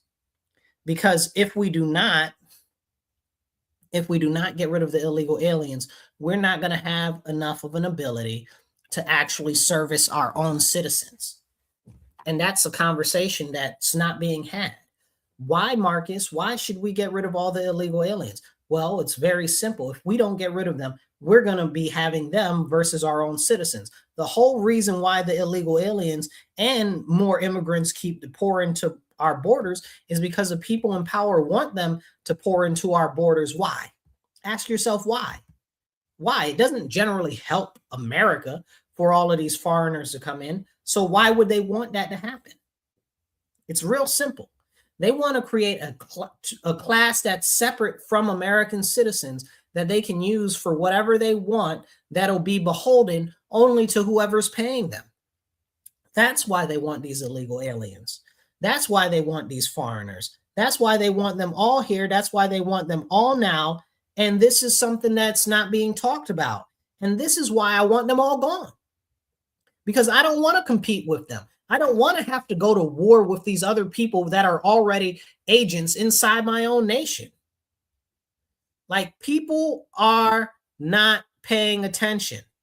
People are not paying attention. People see, oh, well, this is this. They look at the surface, right? They look at real surface measurement stuff. That's why I try to have real serious conversations with you guys when I'm streaming and stuff, because this stuff is for real. And it's a lot of pieces of the puzzle together. It's just that a lot of people don't have enough time or mental capacity to actually follow it from the beginning to the end. What's going on is in our country, and I'm going to explain this. Hopefully it's very simple. So clip this. In our country right now, what is happening as we march towards this AI revolution, we are going to see these classes become harder and harder for people to be socially mobile in. So that means that if you're in the middle class, like you used to be able to be in the middle class and kind of move to the lower upper class, or be in the lower class and kind of move to the middle class, that's pretty much gone. You pretty much die in the socioeconomic status that you come into the world now. That's how the country is going. And with these foreigners are all being pumped into our country, especially the illegal aliens, it's even more highly challenging because, like I said earlier in the show, we're not even focused on our education. Our children are graduating. They can't get a job at McDonald's. So who are they competing with these entry-level jobs for? These foreigners that are coming in over here, low skilled, low wage, low labor, can't really do anything because they don't even speak the language, don't know how things work, and they have no skills. So who are they competing with? They're competing with jobs that the everyday man could get. McDonald's, working a farm, doing something in a factory. Like we see often, a lot of these factories get busted, like meat packaging and stuff like that. And then we see, or the Honda, that was it Kia or was it Honda? I don't know. It might've been Toyota. Okay. One of those companies that was doing the cars, like they had all of these Korean workers there, like crazy. Like, so this is serious and we need to talk about it because they are taking our jobs. They are taking our jobs. Any job given to a foreigner, any job that's given to somebody from abroad, that's a job for an American citizen.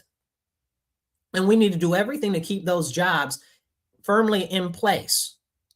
So if we're not focusing on that right now, we're going to end up in a serious problem. So the people in the middle class and the lower class will compete with these foreigners who do not care about America. They do not care about our country. They just care about being able to produce for themselves and probably send some money back home, which is why I did support the concept of putting a extra 3%, what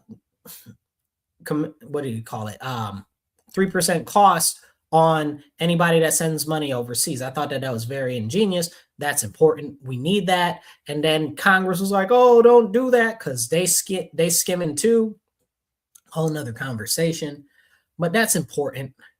That's important because if they're sending money out of our economy, that means that we don't have money in our neighborhoods. If this money is coming out of our economy, that means that the value that is able to be spent in our communities is less, which means that there's less money circulating, which means that our economy is worth less. And the more worth less things are, the closer to being worthless it is. So we need to pay attention to that. So now we've got these people on the bottom that are squishing us up, that we can't go up because you got the high level people, Okay, the high class people, they don't want you to come up, so they can try to keep you down. And you got the low people squeezing you out of the middle. But wait, there's more. We got this whole other group of foreigners that are coming in on H-1B visas, O-1B, I think it's O-1B. I think it's a B at the end of the O-1 visas. And all of these other visas, what's the C-1 and a couple of other visas that they got coming in over here to do all of this work and stuff like that. And they're more high-paid jobs, or at least allegedly with some of the H-1B visas, who clearly they're not all being high-paid, even though that's what they're supposed to be used for. But we've got a lot of these people now that are above the average everyday American, that are above the average everyday American worker. They're above us. So we got the foreigners above us and we got the foreigners below us. Now look what's happening. We're being sandwiched out from the top and the bottom, and we're being squeezed out of the whole sandwich. And our people are suffering because of it. And people are like, oh, well, it's enough for everybody. It's not enough for everybody. It's not, because that's not how society works. For jobs and positions and stuff like that, you need training, you need skills, you need labor, or you need knowledge, you need know-how. You need all of these different things to work these different positions. Let's be honest. And I was watching one of the ladies that runs a military defense company the other day, and she's like, yeah, man, we'd love to hire more people, but even with all the training programs and stuff, it's going to take us another 10 years to hire the people that we need with the skills that we need, because we're going to have to train people to have those skills. But by that time, we'll have all machines doing all of the jobs. You'll have all machines doing all of the jobs. And this is what I'm talking about, back to the AI and the machines, and why we got to get rid of all of these foreigners. Because she said it out her mouth. In the next 10 years, all the jobs will be taken by machines in her company. That is serious. That should be the red flag and the alarm for everybody. Like, she's got a multi-million-dollar, okay, I think they do something like almost a couple $1 billion a year. I forget what the name of her company is, but they do a couple $1 billion in contracts a year just with the government. Just with the government. And she's talking about in another 10 years, because the people don't have the skills now, they're turning everything into robots. But you go to McDonald's, and the McDonald's is all robots. There's some McDonald's is, depending on where you go in the country, the whole thing is run by machines, run by AI, run by robots. It's got like one person in there. Like, we got to be honest with what's going on and happening in our country. And it's very, very, very serious. But not enough people want to have these important conversations. It's so bad. Somebody said, no foreigners to replace us. Don't pay attention to Fox News. You're an idiot. Straight facts. You don't know what the hell you're talking about. Excuse me, I should say you don't know what the heaven you're talking about. You don't know what you're talking about at all. It's not about replacement. It's about diminishing returns. The fact is the jobs are going away, like I'm mentioning, and people are like, oh, nobody's being replaced. You're an idiot if you think that people aren't being replaced. Of course people are being replaced, because if you can pay somebody for less to work longer and to do more, of course you'd pay the person less. Who's stupid? Like, that's basic business. Come on now. Come on now. Who's stupid? Wake up. This is very serious. So I'll leave you guys with this, because this is the direction of the world that we're going in right now. And they want to squeeze us out, so we can't fight back, so we can't do anything, because they know that once this AI thing really hits, it's going to be so much destabilization and stuff. They have to have ways to control us, because people can't work, can't eat. People can't work, can't get no money. Government ain't got no money because all the illegal aliens and all the foreigners have expended it. Social Security is gone by 2035, y'all. That's another 9 years. We're out of money. I really hope that some of Trump's plans with the sovereign wealth fund and these baby bonds and other things really work on stabilizing our economy and stuff. But we have to face facts. Right now, if things proceed where they are from today forward, we're in trouble. And Trump, being the president, can't do it all himself. It's really these very Democrat-run states that are the problem. You know, we see prices on energy going down all across the country because of what Trump has done. And here in New York, the price of energy is going up. Explain it to me like I'm five. Why is that happening?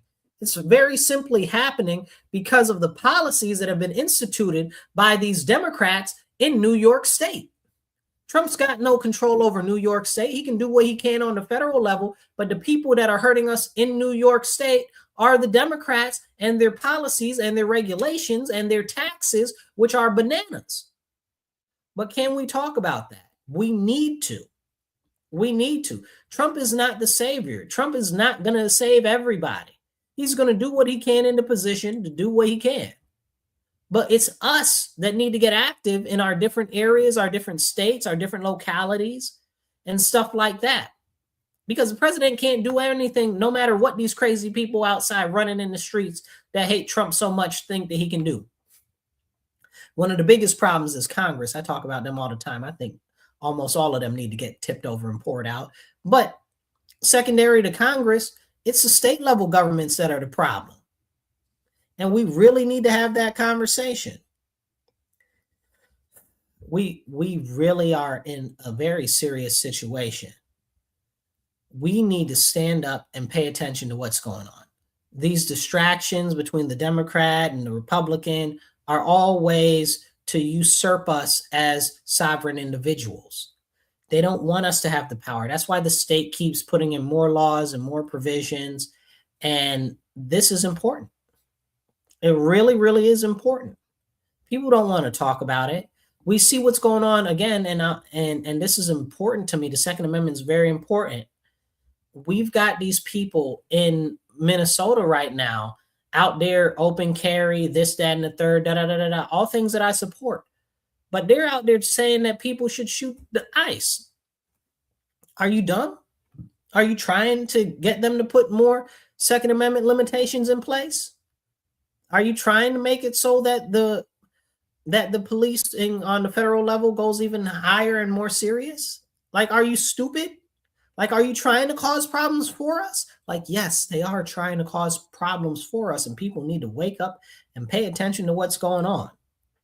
It's really very direly serious, but people aren't paying attention. But hey, we can only do what we can do. So I encourage you to find a way to get active locally, because we can't do everything ourselves, but we can make little changes in our communities through legislation, through policy, to actually preserve some of our rights, liberties, and freedoms. And that's where we start. But I encourage you, just get a little bit active, go to a town board meeting or a school board meeting, or join your local political committee.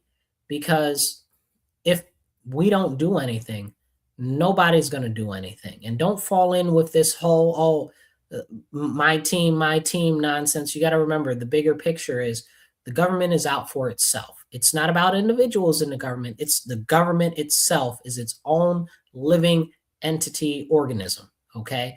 It doesn't care about anybody. These foreign interests, they don't care about anybody. Okay. These China, they don't care about anybody.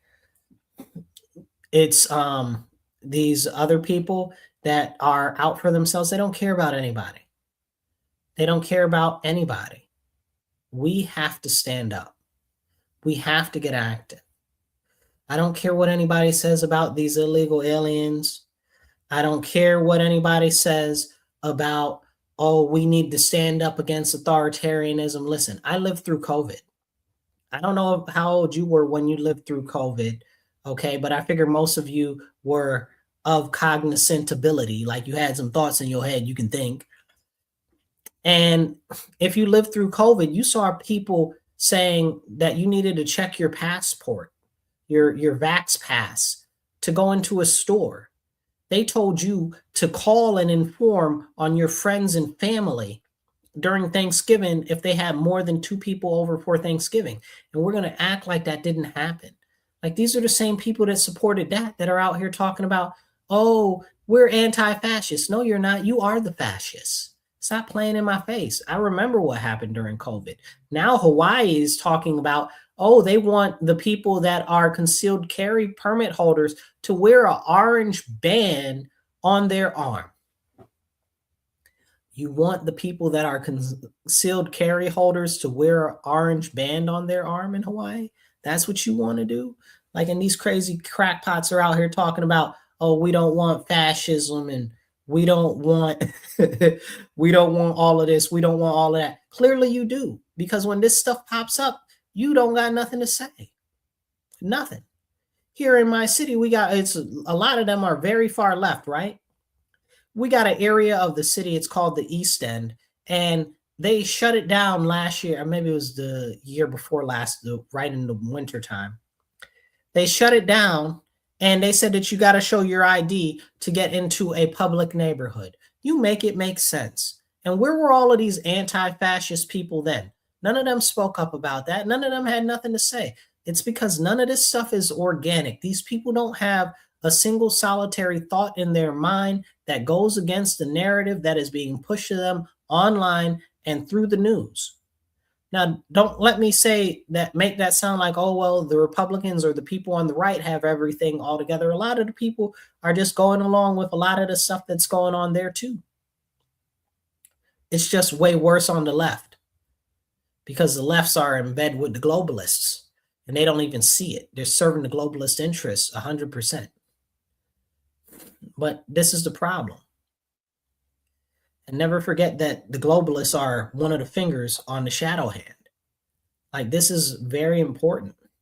On the left, we've even got people that are now talking about globalism, that we need to have more people and all of this and all of that, like Vic Ramaswamy. We need to let in more foreigners. We need to let in more Chinese. We need to let in more Indians. Absolutely not. Absolutely not. Okay? It's crazy. It's absolutely crazy. This guy asks, what is a globalist? And I'll leave you with that. A globalist is somebody that doesn't believe that a nation should have its own sovereignty. Essentially, it means that Canada isn't Canada, America isn't America, Botswana isn't Botswana, and all of them are together through some either one world government or some greater overarching entity that controls everything, similar to the UN. And that's a problem because that removes state sovereignty. I was talking to somebody from Poland the other day, and you would think that if they're from Poland, oh, well, they'd be a conservative, right? Because what we know about Poland is a heavily conservative country, like Hungary. And they were explaining a lot of, yes, that. They were explaining a lot of how things work over there. And they're younger, so they're leftist, right? So they're like, well, yeah, but what a lot of us want is us to have closer ties to the EU. And look at Brexit and how England pulled out of the EU and it didn't work out so good for them, or whatever the case. That's not true. Brexit wasn't a problem for the United Kingdom. What was a problem was they let in all those people from all across the world, okay? And that's the problem, So it wasn't them pulling out of the European Union that was the problem, even though there were some issues that presented from that, but we already knew that because of the way that they wrote up the contract to get in the EU. But here's the thing. When you talk about, I was talking to this girl and she was like, yeah, so I want closer ties to the European Union. I said, well, if you want the European Union, and she was telling me the history of the country, and apparently Poland didn't exist for like 100 years because they got invaded and like they got wiped off the map for like 100 years. I didn't know that. That was interesting. So she was saying that she wants closer ties to the EU. I said, but if you get closer ties to the EU, then it'll be like your country is erased once again. And I was like, don't you see that? Don't you understand? She's like, well, I still want my country to have its sovereignty. And I was like, you can't if you're part of the EU. But that's what you're arguing for. And she was like, oh, I never thought about it like that. And this is exactly what we need to talk about, because a lot of these people say that they stand by these things. They say that they believe these things, but they don't even think about what the implications of of these things actually are. It's really, really, really serious. And we need to have a conversation about it. Because when I was talking to her, she was like, oh, shoot, I didn't realize that all of the closer ties to the European Union would actually have us lose our sovereignty. And I was like, that's why Britain left. That's why they left. And you're telling me here that you're concerned about your country losing its sovereignty, and you want to give up your country's sovereignty to be part of the European Union. Listen to yourself.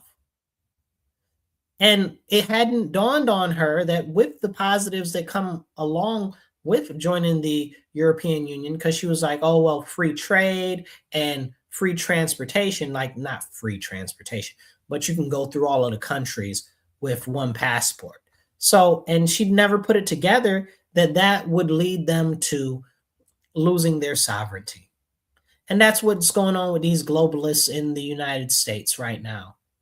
They're so fiercely independent and anti-government that they don't realize that what they're calling for is going to be the destruction of what they believe are their own rights. So we have to stand up, and we have to encourage people to really have the tough conversations now more than ever, because if we don't, we're headed to a very bad place.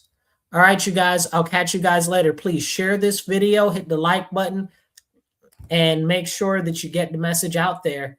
And please be sure to subscribe if you're not subscribed yet. And if you want to help out the channel, right on either side right here, okay, that's how you can help out. Or if you're watching us on the vertical format right there at the top, that's how you can help out.